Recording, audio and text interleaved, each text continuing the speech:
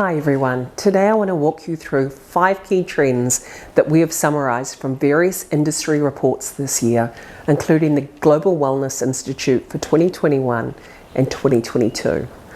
With wellness at a watershed get real moment, trends in the $4.5 trillion global wellness economy are radically becoming more important than they used to be. Of that, $900 billion of this makes up the wellness travel industry, of what retreats make up a fair chunk. There is simply no better time to be designing, building and planning retreats, and we look forward to sharing these trends with you and what they mean for you. The research has told us that wellness will become more inclusive, accessible, affordable and evidence-based. Wellness is set to transform so many markets, including entertainment industries, travel, financial services, architecture, design and the corporate sector as well.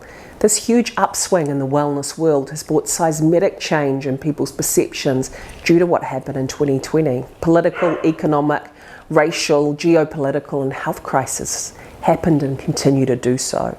It's impossible for us to look at wellness in the world in the same way, and thus it's so important to understand the changing landscape and how to leverage these key trends in your retreats. The value of wellness has skyrocketed. There is a revolution in wellness. I don't know if you can comprehend 900 billion, but due to 2020, now more than ever, wellness has taken such a big seat at the table of life necessities and is no longer seen as a nice to have or a guilty pleasure. It's a bigger share of consumers' wallets, even though the wallet may be smaller. And if you look at it through the lens of wellness travel, consumers are seeking healthier travel experiences that are based upon transformation, where they return home in a better state than the one they left in. Wellness has become so mainstream and ingrained in consumers' lifestyles that they are seeking wellness right throughout that travel experience, from airports with fitness services, even yoga studios and spas that are sprouting up at airports, through to onboard fitness or wellness in-flight services and meditation channels, through to many wellness retreats opening up right around the world, and hotels continuing to grow their retreat-based offerings.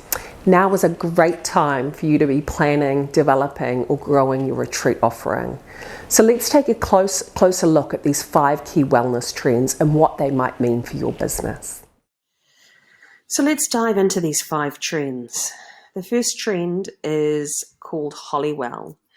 As evidence around the effects of wellness builds and enlightenment spreads across the globe, collective well-being is set to dominate lifestyles and move from a want-based luxury to a life necessity. And this is seen in the first trend, which is all about as Hollywood and the entertainment industries jump into wellness. This trend has been documented by the Global Wellness Institute. Wellness is becoming so mainstream that it's starting to shake up the global entertainment industry, and it's evidenced by wellness programming and TV on big networks and some really interesting collaborations between big media networks and wellbeing brands. Mega meditation apps, Calm and Headspace, are getting their own TV series, would you believe? And Samsung, with its smart TVs, have created an actual portal where you can access thousands of hours of free wellness and fitness classes just from their home screen. So as such, the accessibility and distribution of wellness is having this huge global reach, with a focus on content that's good and transforms people's lives in a positive way. There's also a trend within this around the celebrity wellness connection.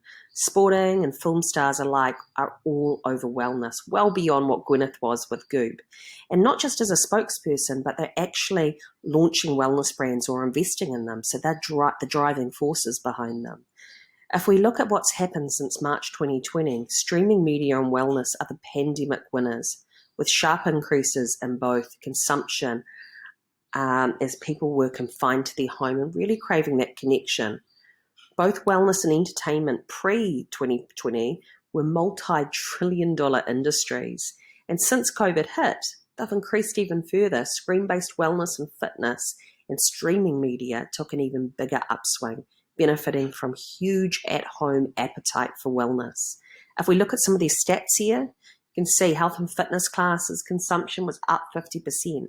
And Fitbit, which is a really interesting study they dropped in last year from the aggregated user activity data, showed a massive increase in meditation, with 2,009% increase globally. New Zealand saw the largest spike in meditation at 9,017%, followed by the UK at 7,350%. And it's no surprise that fitness activities that don't require a gym have spiked. So big increases in cardio-focused and outdoor nature-based activities. Think running, kickboxing, rollerblading, hiking. So thinking about this trend, what are some of the considerations then with a retreat lens? Well, with this rise of online wellness content, there's also a rise of editorial opportunities. So it gives you another opportunity to engage with your audience from a PR perspective, through being able to approach some of these media networks. Also seeking collaborations with influencers that are the right brand fit are another great way, given the emergence of wellness and celebrity. And then finally, virtual offerings, which is a great way to get a consumer to actually taste your retreat before they come on it. So making sure that there's a virtual offering as part of your retreat is a great way to do this. Trend 2, gut health or immune health. It's evidence-based immune balancing. So this includes things like intermittent fasting, personalized nutrition, and gut health. Underpinning this is more awareness of the need to have these wellness fundamentals in place for immunity. And by this, I mean exercise with active, innovative, fitness-based holidays and retreats. So taking things outside of the gym. Sleep is playing an increasingly major role in what consumers are seeking due to their busy lifestyles and their understanding of how it's such a huge enabler of immunity.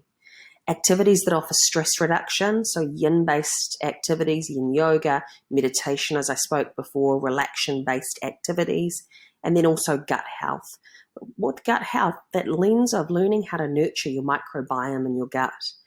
And there's a lot of heavy investment that's going into this area. So what are some of the trend considerations here? Obvious one, gut health. Having a look at what menu you have for your retreats and the considerations and the messaging around this to be able to leverage this trend. Looking at cooking workshops around there is another great way of doing that as well. Options that cater for better sleep, whether it's sleeping aids, chamomile tea, lavender on the pillows, enhancers, magnesium salt baths, and information on winding down, what to eat before you go to bed, having music that aids them going to bed, having activities like yoga nidra or sleep stretches, but really being able to ensure that as part of your programming, you have a specific platform around sleep. Active holidays, from unique fitness-based concept to nature-based adventures, is another one. So really looking at what you can do that can be innovative in that fitness-based space, and also thinking about connection to nature. And there's stress reduction holidays, activities focused specifically on yin and balance as a way of giving guests that, that balance to their busy lifestyles. And the less they stress, the better their immunity is. Trend 3, just breathe. I love the summary of it where it says, breath goes from woo-woo wellness to a powerful health tool. There's been an explosion of this trend over the past year, and it's set to continue. Breathwork used to sit squarely on the woo-woo side of the wellness spectrum, but in recent years, clinical studies conducted at schools like Harvard and Stanford have backed up the claims and made breathwork now more accessible and evidence-backed. It's proven that the way we breathe has profound effects on our mental and physical health and abilities. With mental health now being talked about so much more in the media, it's a lot less stigmatized. So it lends itself to brands that can offer active remedies to help, and breathwork is one of those key modalities that is receiving huge interest and engagement alongside meditation. Breathwork has been lauded as a drug-free way to achieve peace and balance that also has huge mental health benefits to help us fight things like depression, anxiety, and chronic pain. So what are some trend considerations here?